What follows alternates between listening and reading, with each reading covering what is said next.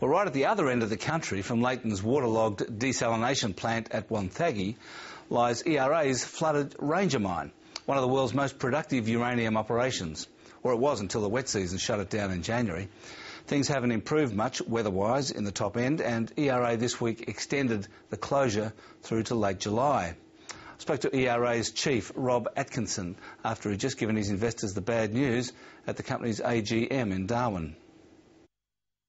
Well, Rob Atkinson, it's not as if rain in the Northern Territory during the wet season is a surprise.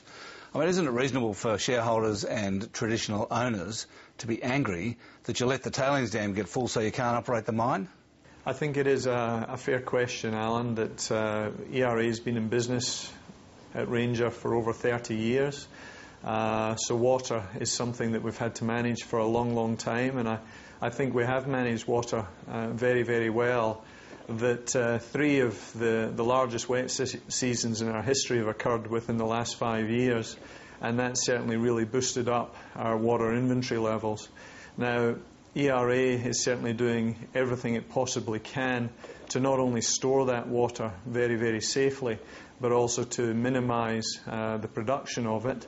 And that's something which I can say I'm very proud of my team and the efforts that they have done very successfully and very safely. And I think it only goes to show that by taking the decision to shut down production to make sure that we don't go over the maximum operating level as a precaution, and it did turn out to be a very, very sensible step, just shows how seriously we do take water.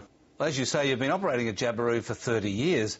Now, as I understand it, this year's wet season has produced 2,389 millimetres of rain so far. But back in 2006-07, the rainfall was 2,510 millimetres, so more than this year.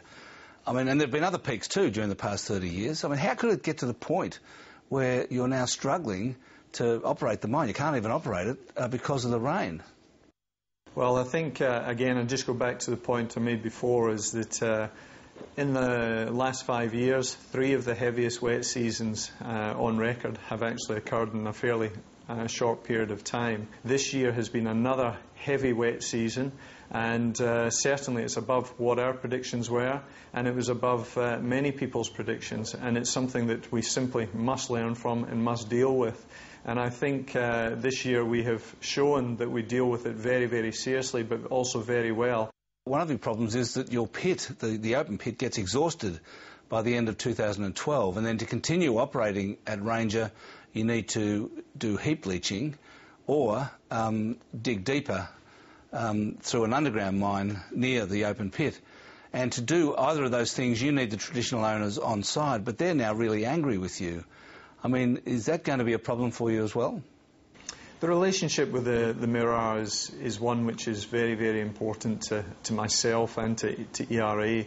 You know, we're at the point of the heap leach facility where we are finalising our environmental impact statement, and it's something which we have had a lot of consultation with the Mirror over the last couple of years.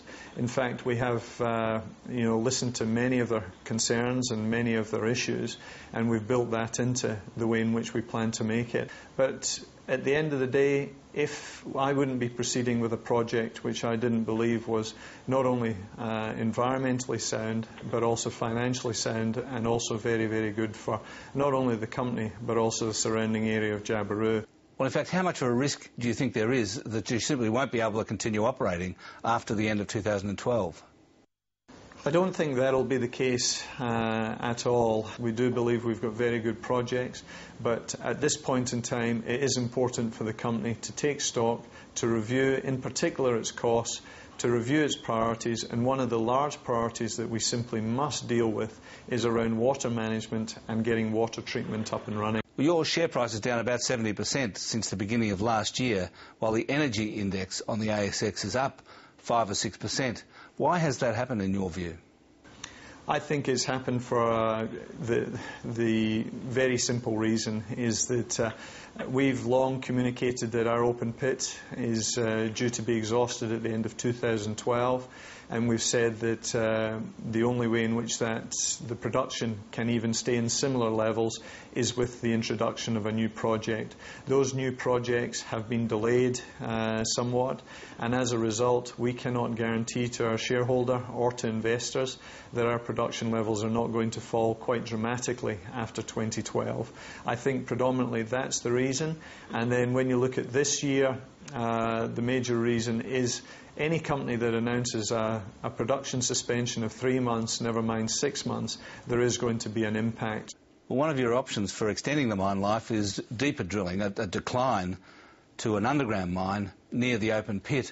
Are you sure that there's a good deposit down there? I'm very confident there's a good deposit down there, that we've done extensive drilling over the last 3 years, and it's a 34,000 tonne resource. And when you put that in perspective, it's one of the largest finds anywhere in the world of uranium. And it's right on our doorstep.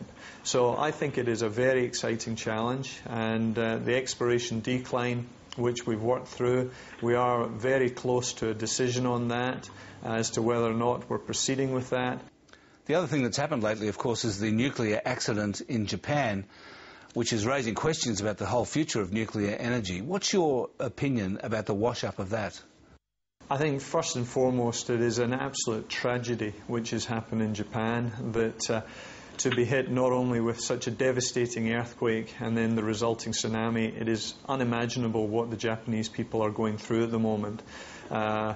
Obviously that has triggered many events, one being the nuclear incident, and that is deeply concerning. But I also think that it is important to realise that this is an incident which has been triggered by enormous forces of nature and doesn't replicate conditions in many other places in the world. So to use this incident as a reason why nuclear power isn't valid is difficult. But I absolutely understand that these types of incidents cause enormous concern, and rightly so. And I think once the situation is fully controlled, the facts emerge, further controls are suggested, I'm sure the industry will learn from it. Thanks very much for joining us, Rob Atkinson. No problems. Thank you.